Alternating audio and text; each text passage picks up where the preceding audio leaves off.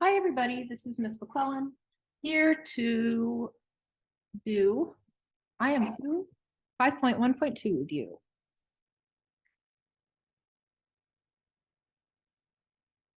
Okay, we're going to first say our learning goals. There are two. Our first learning goal, number one, is to be able to, I will be able to, ... identify connections between different representations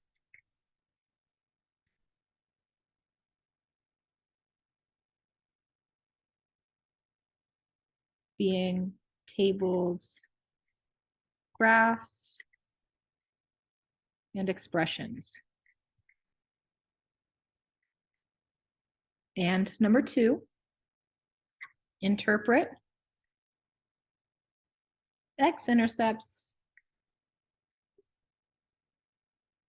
in context. Period.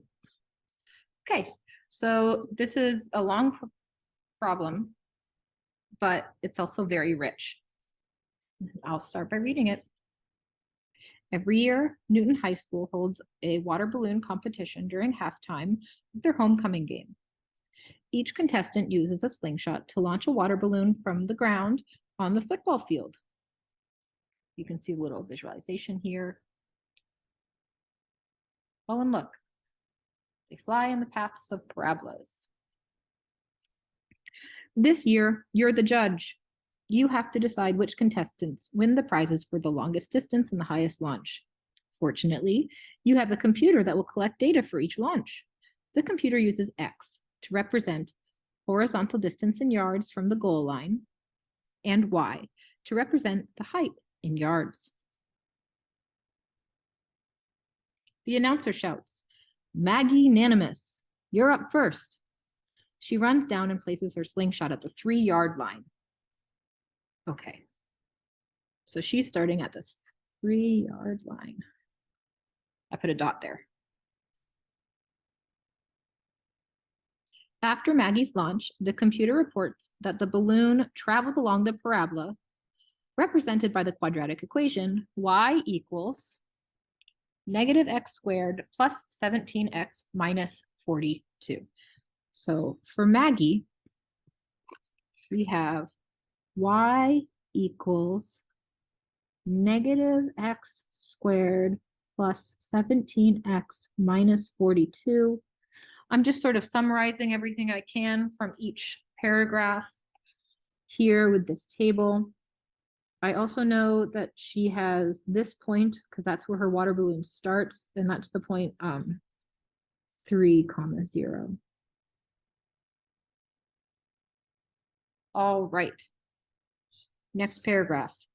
Then you hear, "Jen Eris, you're next." I'm just going to autofocus. Jen runs down to the field and places her slingshot on the goal line and releases the balloon. The computer reports the path of Jen's water balloon with the graph below. So here is Jen's data. And I'm going to sort of grab a couple key values here. I know that Jen has a value. Well, I can just leave it on the table for now. But we will be taking this information and putting it here so that we can easily compare each table. All right, it's Impeccable's turn. The balloon launches. You hear a roar from the crowd. You turn around and splat. The balloon soaks you and your computer. You only have time to write down the following partial information about the balloon's path before it fizzles.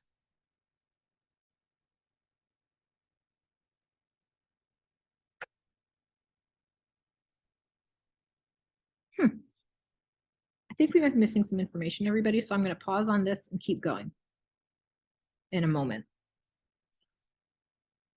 Finally, the announcer calls for the last contestant, altruistic. With your computer broken, you decide to record the balloon's height and distance by hand.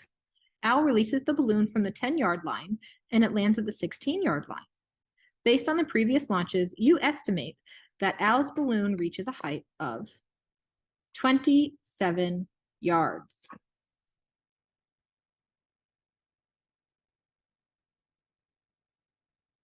Okay, so Al releases the balloon from the 10-yard line. That's right here. And it lands at the 16-yard line. So I know that Al's points include when x is 10, y is 0, and when x is 16, y is 0. And it says that it reaches a height of 27 yards. So I know that the maximum height is 27. And I know that that's going to happen in the middle because parabolas are symmetric. So let's see if I can find that point. Okay, here's the point that is in the middle of Al's starting and ending, and it has a peak right here. This is the point 13, comma 27. So I know that Al also has the point 13, 27. To go back to impeccable, there is an error on these notes, which I apologize for. Instead of saying Al's data, that should say Imp's data.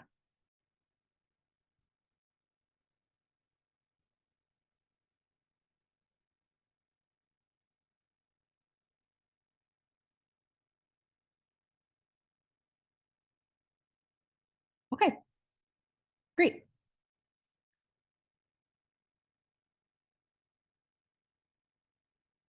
So we continue. What are we trying to do with this? Well, let's look at the next page. I guess we're trying to figure the longest distance and the highest launch. In order to get all of our information organized, we're going to graph parabolas of everybody's balloon toss.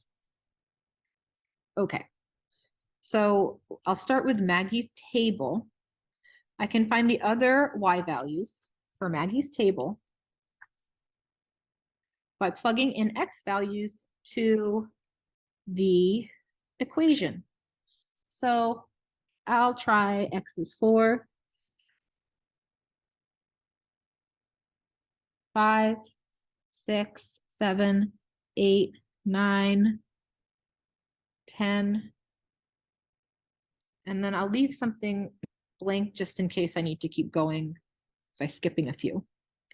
Okay, to find out what y is when x is 4, I take my equation and I leave blanks for my x values.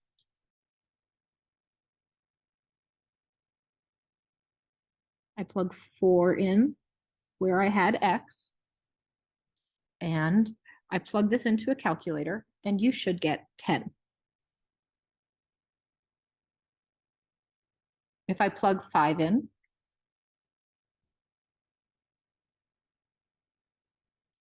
I use the same formula as before.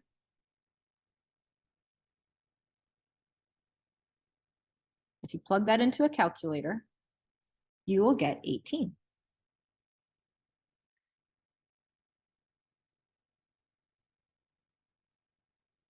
If you continue with this for the remaining values, you get 24 for 6, 30 for 7. Oh, sorry, 28 for 7, 30 for 8, 30 for 9,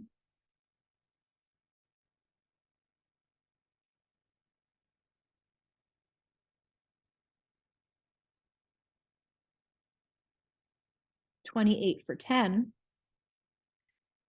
And I really want to know when we're going to get back to 0 again. Please excuse the interruption. Boys varsity soccer game is today? Please report to the 14th for team meeting after school, both JV and varsity. Again, boys, varsity soccer game is canceled for today. Please report to the 14th for a team meeting after school, both JV and varsity. Thank you.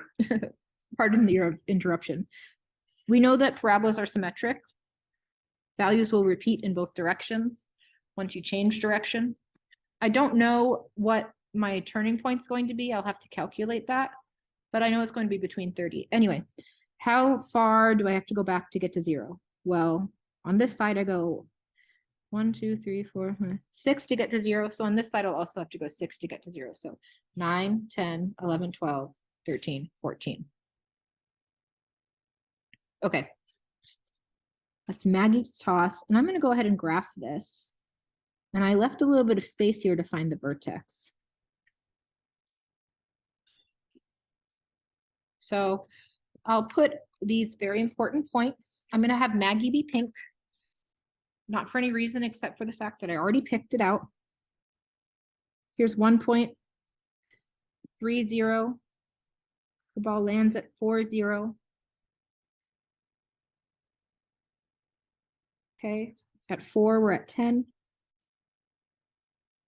At 5, we're at 18. You don't need to do every single point, but I think it helps guide me because I want to make a smooth curve. And it's easier for me if I have more points. 7 goes all the way up to 28. And then, pardon me, 6 should have been at 24. It's right here.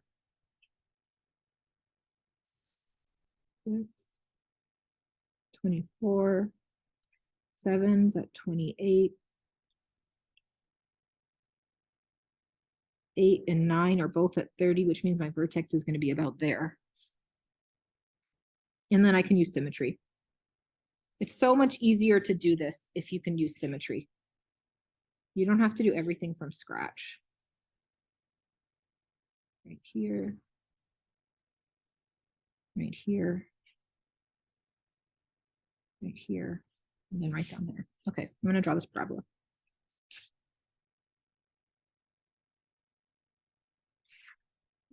Notice I'm taking care to make sure this is a smooth and not pointy curve, because if it were pointy, well, that's not how objects fly in the air. All right, I'm going to label my important points. This is 3, 0. This is 14, 0. And what is this point? Well, I know that the x value is between 8 and 9. So I know that's going to be 8.5, comma, blank. And then I'm going to solve for that. My vertex is at 8.5, comma, blank. What's my y going to be? Well, I plug that in. 8.5 squared. I can always find y if I have an equation for it. Plus 17 times 8.5 minus 42. And if you plug that in, you should get 30.25. 30.25.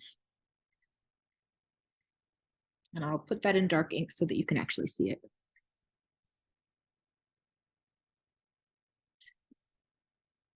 .5, 30.25. All right. Very, very good. Next, let's do Jen. We don't have a lot to do for Jen. All of her data is pretty much here. I'm just going to highlight the important points. Those are the intercepts and the vertex. So my intercepts are for Jen, I'm getting it from Jen's graph, 0, 0. Notice that's both an x and a y intercept. 8, 0. And up here, looks like she's at 32, comma, 4. So I'll put those on our graph, 0, 0, 8, 0. What color should Jen be? How about gray? And 32, comma, 4. There we go. Okay. Now I'm going to be very careful to do a smooth curve. It's difficult because I only have 3 points, but we can do it.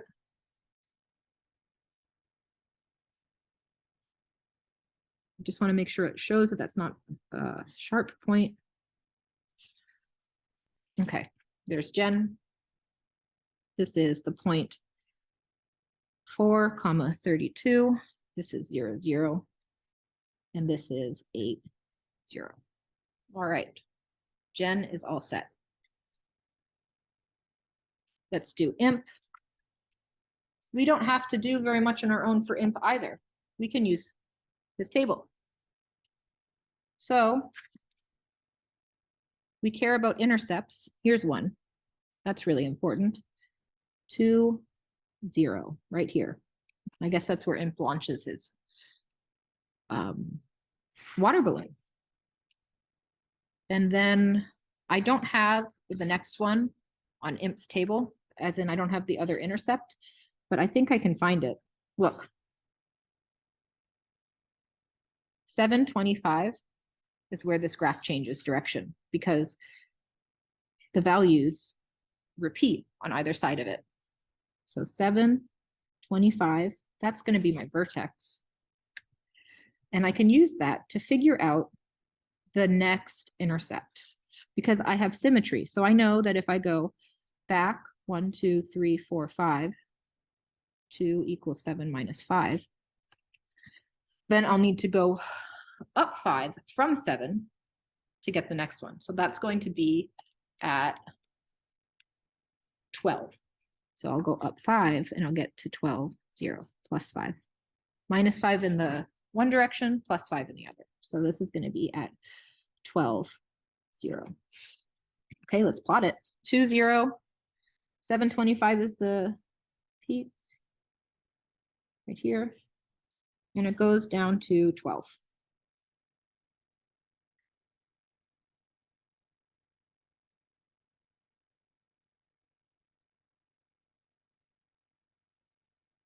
So we're at 725,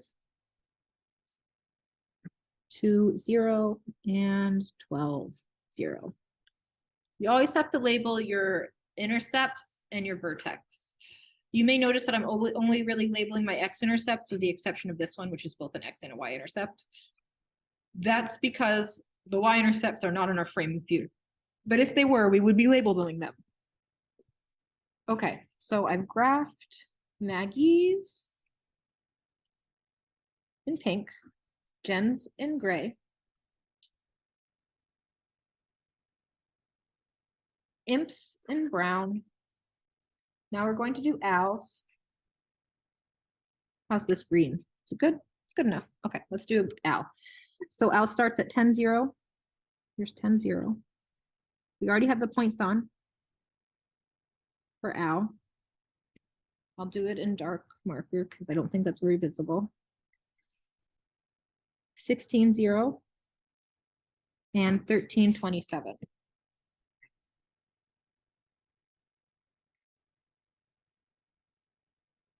Let's connect them. Smooth curve, everybody. Try not to make it pointy. Smooth curve.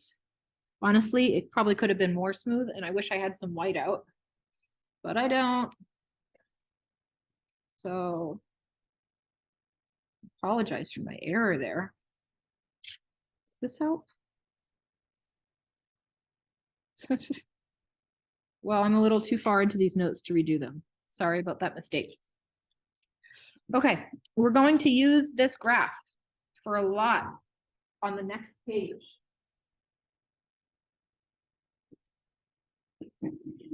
Remember, learning goal is to make connections between representations. So we have to think of these not just as x-intercepts and vertices, but positions in a physical world on our planet. Let's look at the questions that we're going to be answering with these graphs. A, which contestant should win the longest distance and highest launch contests? Who should win the longest distance? We'll do that first. Longest distance. That means the balloon traveled the farthest from launch to land. I guess what I need to know is whose went further? Which line is the longest? This one? This one? This one? Or our brown one?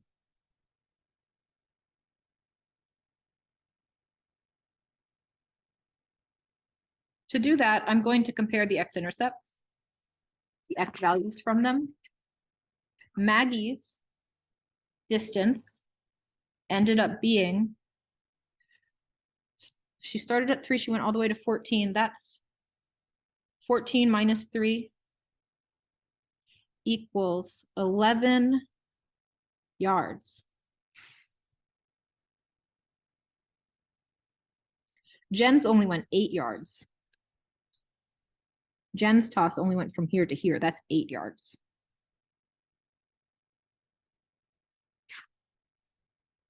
Imps went 10 yards. I did that by subtracting 2 from 12. You could also do it by counting 1, 2, 3, 4, 7, 8, 9, 10. Al's went only 4 yards. See?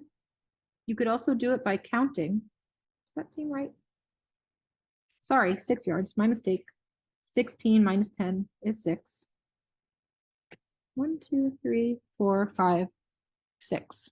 Okay. So Maggie's balloon traveled the farthest. If you're thinking about where it started and stopped on the ground, Maggie's. So Maggie should win the longest distance contest. And I know because her ball ended up 11 yards from where she threw it. That's farther than all the others.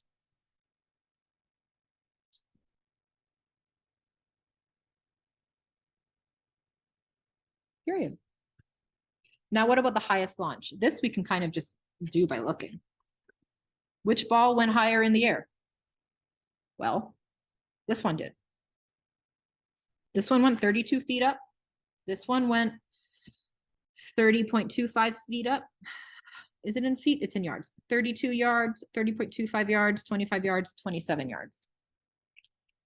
Who's gray? Jen. Jen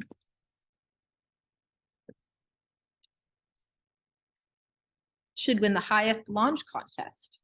I know because her ball went the highest.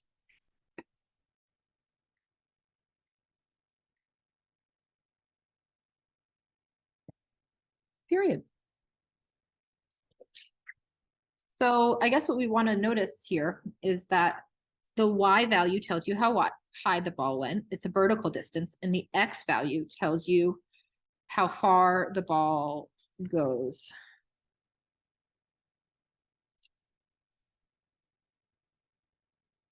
Part B, where are the x-intercepts of each parabola? What information do the x-intercepts tell us about each balloon launch? We've done this. You can just take our information from our tables or our graphs. The point of this lesson is that you have choices. I'm going to take them from the tables. You could also do it from the graphs. For Maggie, we've got x-intercepts at 3, 0, and 14, 0. For Jen, we're at 0, 0, and 8, 0. For Imp, we're at 2, 0, and 12, 0. And for Al, we're at 10, 0, and 16, 0. This tells us that we launch at 3 yards, land at 14. This tells us that we launch at 0 yards, land at 8. This tells us we launch at 2 yards, land at 12. And this one tells us that Al launched at 10 yards and landed at 16. Same question, but this one is about vertices, and what do the vertices tell us? Maggie's vertex from our notes from the previous page was 4,32. Jen's, oh, I'm sorry. Jen's was 4,32. Maggie's was 8.5, 30.25. For Imp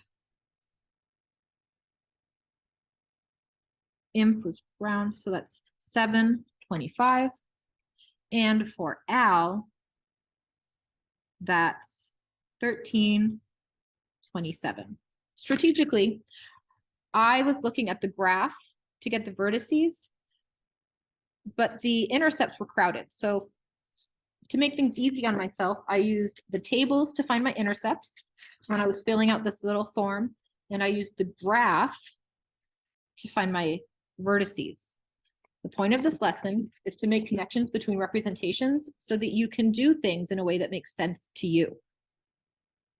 Yes, you could use the table or the graph for everything, but my desire, my hope is that for you to be able to make choices that sort of make things easier for you. Anyway, this vertex tells me that her ball went 30.25 yards high. It has a little bit more information in that, but that's the key for the work we're doing here. This one tells me that their ball went 32 yards high. This student's ball went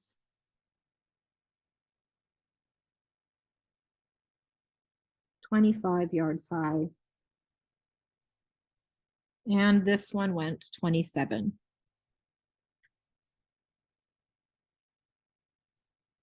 Yards high. Period. Okay. Next question.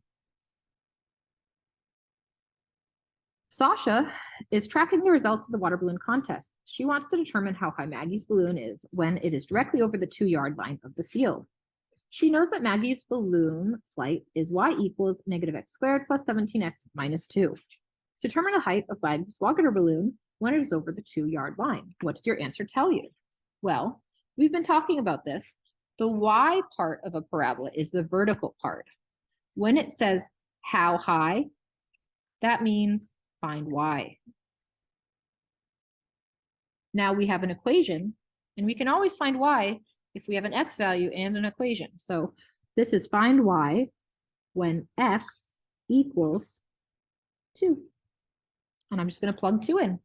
Y equals negative, put 2 in for x, squared plus 17 times, put 2 in for x, minus 42. And you throw that in your handy calculator.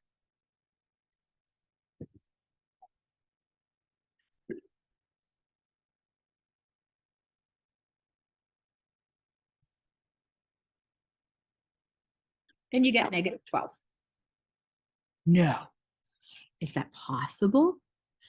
Is that possible? This is some nonsense, everybody. This is nonsense. Because her ball is never going to be below her graph. So this is a little bit messy, but we're going to look at it. Maggie's path is pink. Look down here.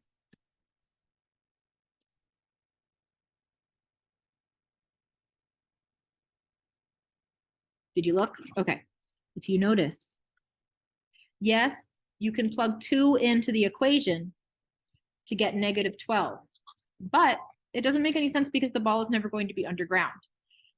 It's nonsense because 2 is not a reasonable x value. And that brings us to the next question about appropriate domain and range. An appropriate domain in a word problem, that's all reasonable x values. For Maggie, that's going to be everything between the x-intercepts, because past the x-intercepts, yes, the theoretical path of the parabola keeps going, but the water balloon doesn't. So for Maggie, it only makes sense to do x values between her x-intercepts. Maggie's x-intercepts are 3, 0, and 14, 0. X has to be between 3 and 14. So 3 is less than or equal to x is less than or equal to 14, period. Okay, and then for range, yes, theoretically, a parabola never stops. It could go on forever. Down, down, down, down, down. But that doesn't make sense in the context of a word problem. Here, the range should be only the reasonable y values.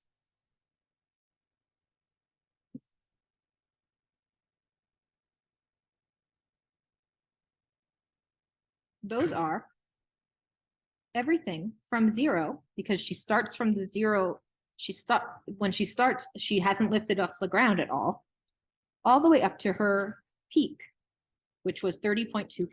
So 0 is less than or equal to y is less than or equal to 30.25. Next page. Okay, this is the last page, last problem. Woohoo!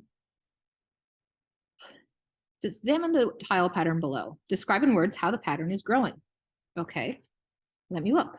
This has 6, 7, 8 tiles.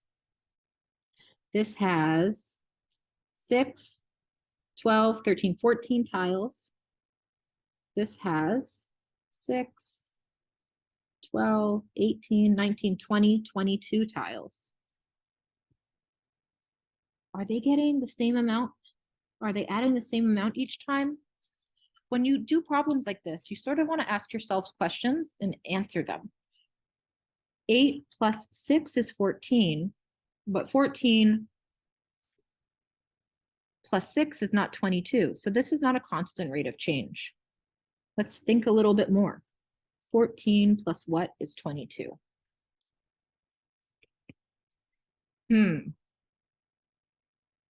I think that we should be trying to figure out another way of looking at this. Okay, this starts as 2 wide, right? But then it adds another one. And then here, this was 3 wide and it added another one. And down below, it added another one. Okay.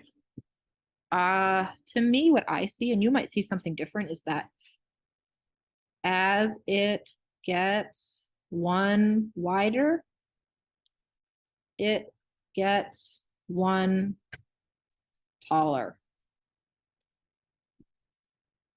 Man, how am I going to write an equation for that? Well, I know that I start with 1, 2, 3, 4, 5, 6, 7, 8. Could I have a figure 0?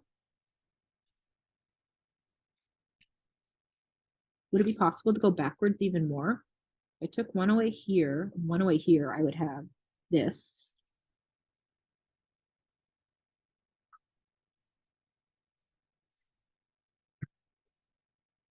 I like starting with 0. I don't like starting with 1 because I think in terms of a graph, and on a graph, it's always nice to start at 0. So at 0, I would have 1, 2, 3, 4. I'd be When x is 0, I'm going to make x the figure number and y number of tiles. And I don't know the answer, just figuring it out.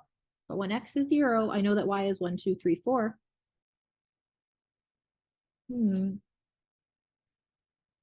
Okay.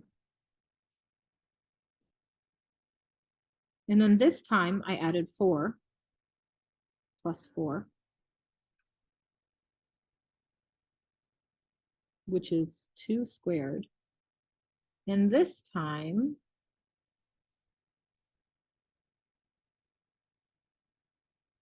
I added 1, 2, 3, 4, 5, 6.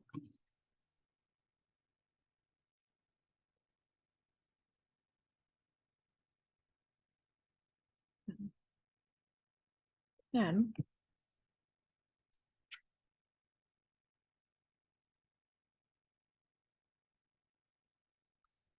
so this is added, this is 2 squared plus 4. This is 0 squared plus 4. 0 squared plus 4, 2 squared plus 4. What's this? Okay, you know what? Maybe I can think of it as 3 squared plus 4. This is 3 squared plus 2 plus 4. 2 squared plus 4. This is a challenging problem.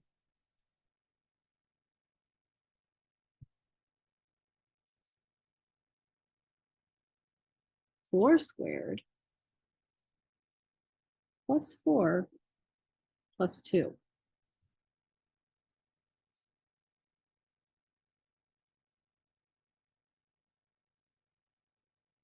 This is 4 squared plus 4 plus 2. This is 3 squared plus 3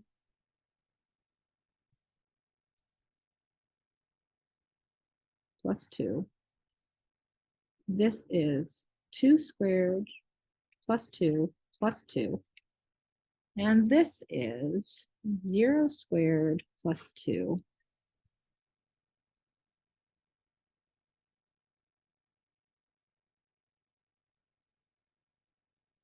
This is 1 squared plus 1 plus 2. Aha, I've got the equation. It is. Next class, we're going to look forward to sketching quadratic functions, going straight from equations to finding their x-intercepts, and then vertices.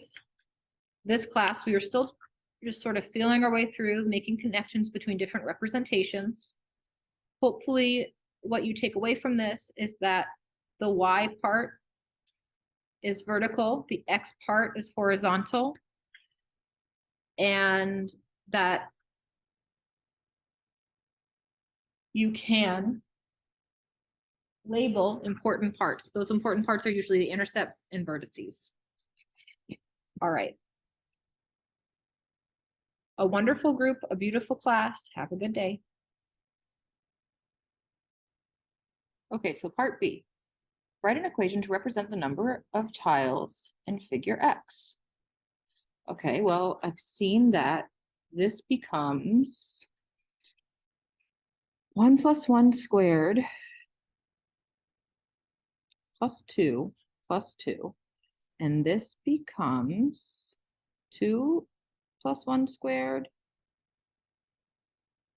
plus 3 plus 2. And this becomes 3 plus 1 squared plus 4 plus 2. So I'm going to write that down. And I'm going to let the figure number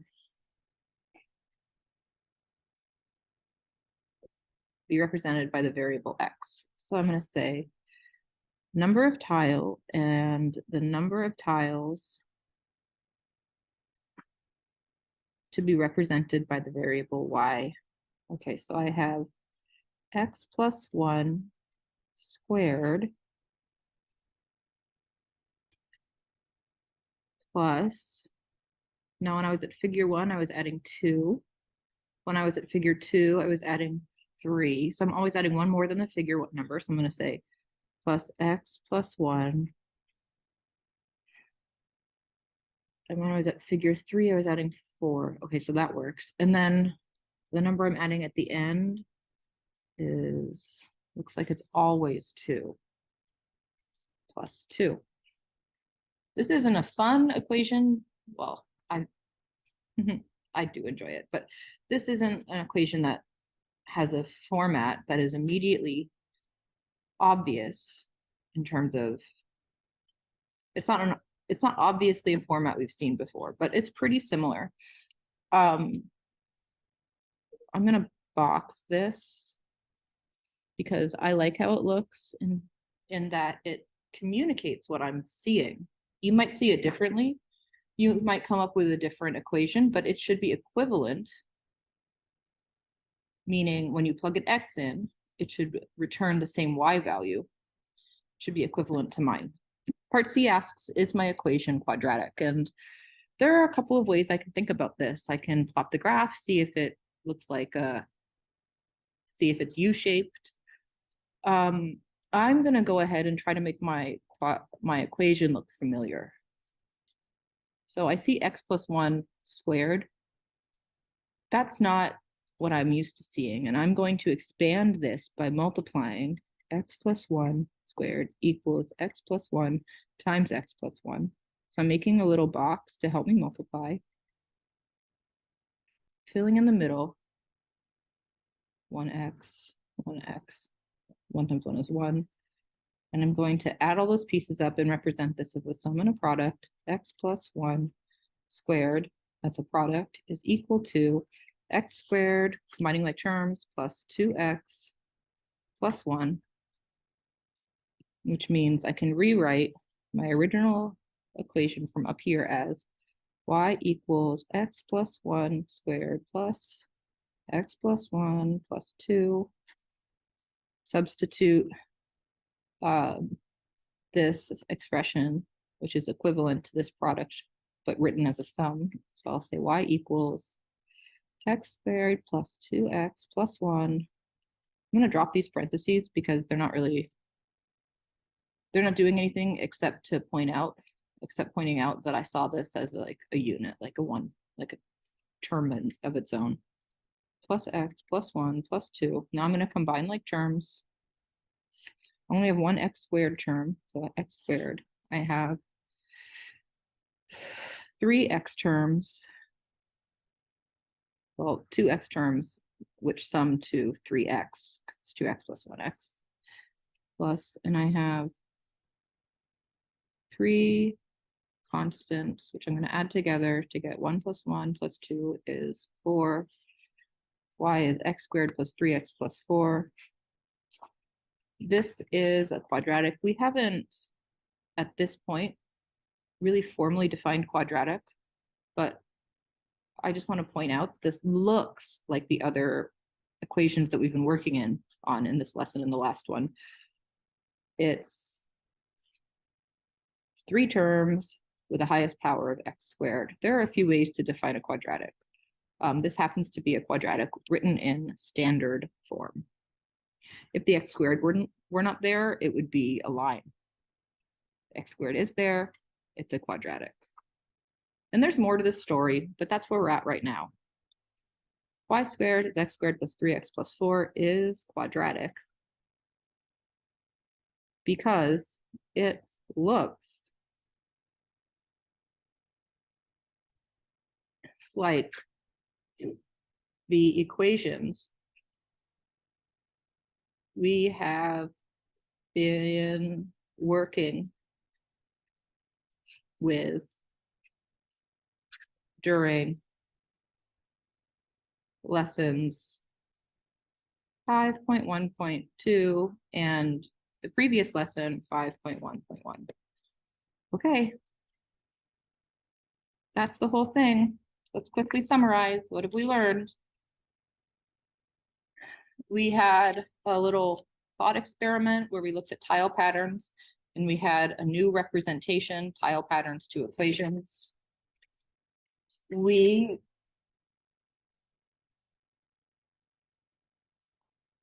graphed 4 quadratic equations, each representing the path that a water balloon takes when thrown by these characters in the story. And we examined how we could interpret their x and y-intercepts in context. The x-intercepts were used to determine how far apart the balls were launched compared to where they landed. The vertices, did I say y-intercept? I'm sorry, I meant vertex. The vertexes helped us see quickly how high the balls went. Each ball went as high as the y coordinate of the vertex. And last but not least, we wrote reasonable domains and ranges for Maggie's water balloon, restricting the domain and range to the time that the balloon spent in the air and being launched and landing. Meaning, even though the equation on its own could go underground, we're talking about a story where the water balloon does not exist underground. So we have to restrict to the reality from the story. Anyway, thanks so much for your time. I hope you have a beautiful day, and I'll see you next time. Bye.